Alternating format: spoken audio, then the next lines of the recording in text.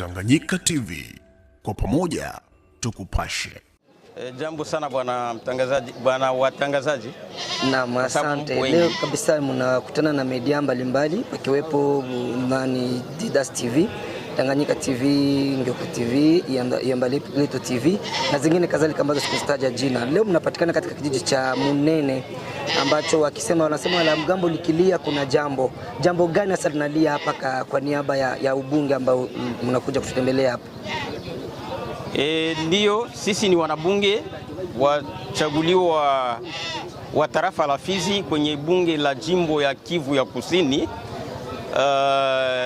Lakini tumekuja hapa kwa niaba ya bunge mzima la jimbo ya Kivu ya Kusini kwa ruhusa ya presidenti wetu Kabeza Feston, ambaye ameturuhusu tuje hapa ili tushiriki pamoja na wakaaji wa tarafa la Fizi waliokusanyika pa Munene kwa ajili ya kushukuru makuu iliyopitika hapa Munene.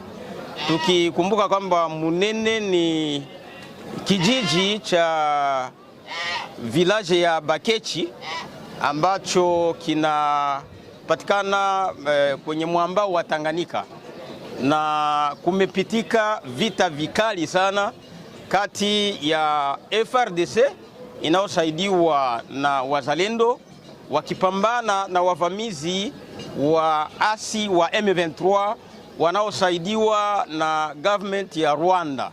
Na hivyo hapa watu wamefanya vita vikali, ilikuwa ni kwa miujiza ya Mungu, ndio maana wamepata ushindi mkubwa, na kwa sababu hiyo ilibidi watu wote washiriki. Sio kwamba sisi tuko juu ya Mungu, kwa kuwa tunapaswa kuheshimu Mungu na sisi tumewajibika kuja kukusanyika pamoja na wengine.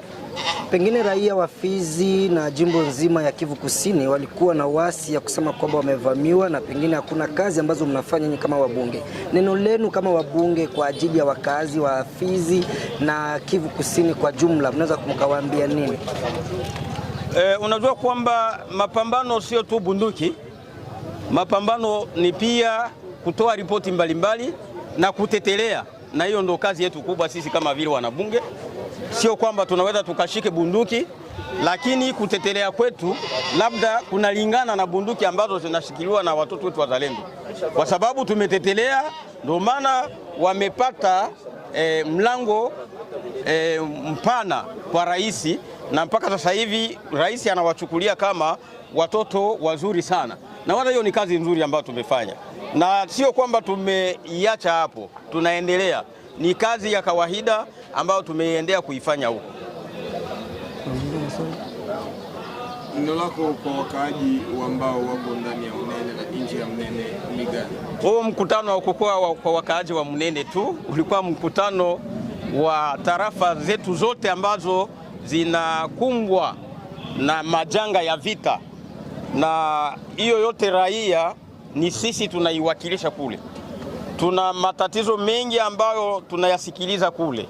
Yale malumbano ya kiukabila tunaomba isitishwe mara moja.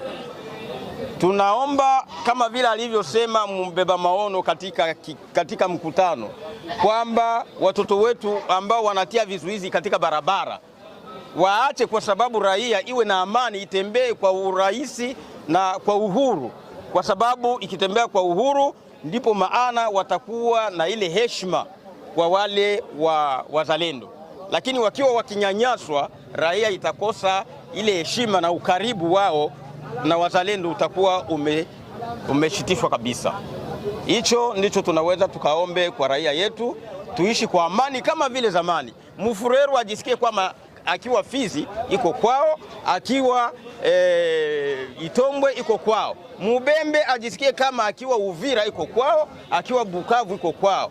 Hakuna mtu ambaye atakwenda kubagua mwingine, kwa sababu sisi wote ni wakahaji. Na yeyote ambaye anakwenda kubaguana na kuleta chanzo kinachoweza kusababisha kuwe na vita, yule atakuwa ameshirikiana na adui kwa kukosesha amani katika nchi yetu.